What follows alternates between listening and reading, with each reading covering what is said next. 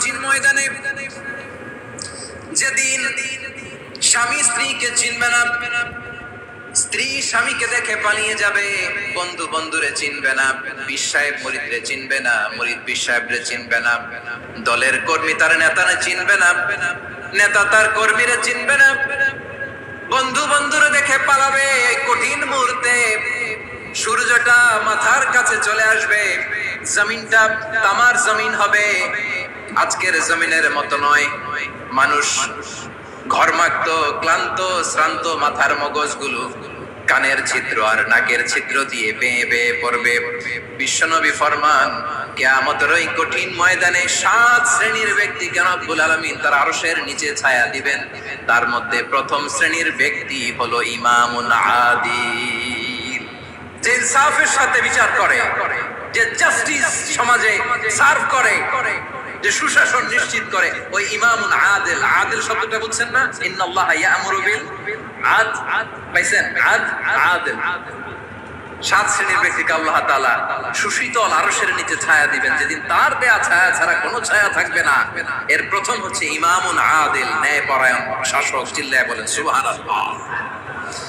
আবার বিশ্বনবী বললেন, ইন্নাল মুকসিতিনা ইনদাল্লাহি আলা মানাবির মিন নূর আন ইয়ামিনির রহমান। কিয়ামতের দিন যারা ন্যায় পরায়ণ হিসেবে আল্লাহর সামনে দাঁড়াবে, কিয়ামতের দিন রব্বুল আলামিন তার আরশের ডান দিকে ওই ন্যায় পরায়ণ লোকদের জন্য আরশের ডান দিকে একটা নূরের মিম্বারে তাদেরকে বসার সুযোগ করে দিবে।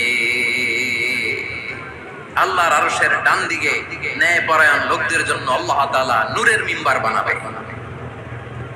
চারটে কেন কথা মনে করেছেন? আল আদাল, জাস্টিস। ইন্নাল্লাহা ইয়া'মুরু বিল আদল। আল্লাহ তাআলা এই আদালতের নির্দেশনা দেন, সুবিচার, সুশাসন।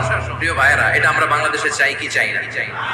এই যে অরাজকতা, এই যে অন্যায়, এই যে জুলুম, এই যে ইনকনসিস্টেন্সি সমাজের অসঙ্গতির প্রধান কারণ জাস্টিস নাই, সুবিচার নাই, সুশাসন নাই। শেষবারের মতো আওয়াজ করে বলেন তো, আমরা বাংলাদেশে আদল চাই কি চাই না? তাহলে প্রথম নির্দেশনা শেষ, আল্লাহ তাআলা তোমাদেরকে আদলের আদেশ দেন। এরপরে আল্লাহ বললেন, আমি তোমাদেরকে ইহসানের আদেশ দেই। ইন্নাল্লাহা ইয়া'মুরু বিল আদলি ওয়াল ইহসান। আমি তোমাদেরকে যেমনি আদলের নির্দেশনা দেই, তেমনি ভাবে তোমাদেরকে ইহসানের নির্দেশনা দেই। ইহসান, আওয়াজ করে সবাই বলেন তো ইহসান।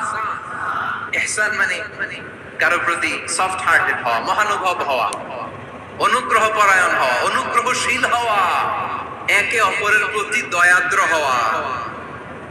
একে অপরের প্রতি দয়াদ্র, অনুগ্রহশীল হওয়া ছাড়া মানবিক সমাজ কশিন কালেও গঠন করা সম্ভব না। প্রিয় ভাইয়েরা, সুন্দর আচরণ দিয়ে, ইহসান দিয়ে যা জয় করা যায়, নরম আচরণ দিয়ে যেটা অর্জন করা যায়, কঠোরতা দিয়ে সেটা পারা যায় না।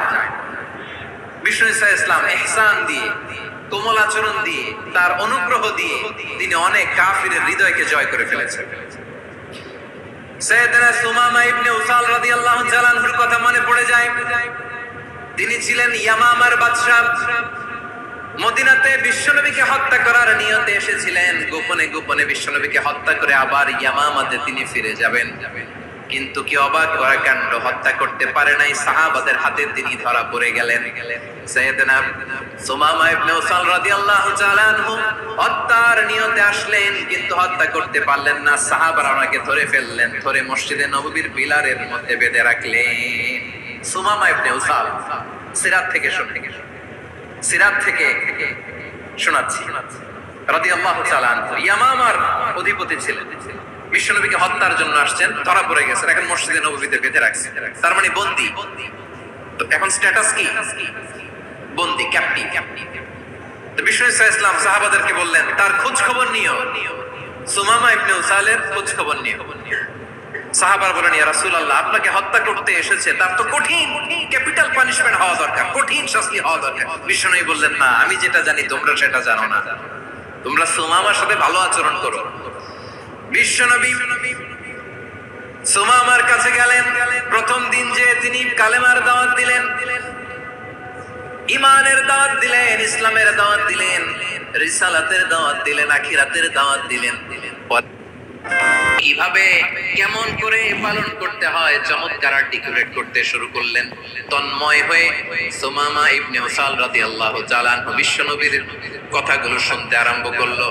একদিন নয়, দুই দিন নয়, টানা 3 দিন বিশ্বনবী সুমামার কাছে ইসলামকে প্রেজেন্ট করেছেন, উপস্থাপন করেছেন। আওয়াজ করে বলেন, কয় দিন? 3 দিন। 3 দিন মসজিদে নববীতে বাধা। আর সাহাবীদেরকে বললেন, তার খোঁজ খবর নিও, তোমরা যে রুটি বানাও এর মধ্যে সবচেয়ে ভালো আটার রুটিটা তারে দিও, সবচেয়ে রিফাইন্ড খেজুর যেটা পিওর খেজুর এটা তারে দিও। আর বিশ্বনবী নিজের উট থেকে দুধ দহন করে ওনার বাড়ির এক কর্মচারীকে বলেছেন দুধ দহন করে সুমামার জন্য নিয়েছে। সুবহানাল্লাহ পড়বেন না? সবাই তো অবাক, ইয়ামামা থেকে আসছে নবীকে হত্যা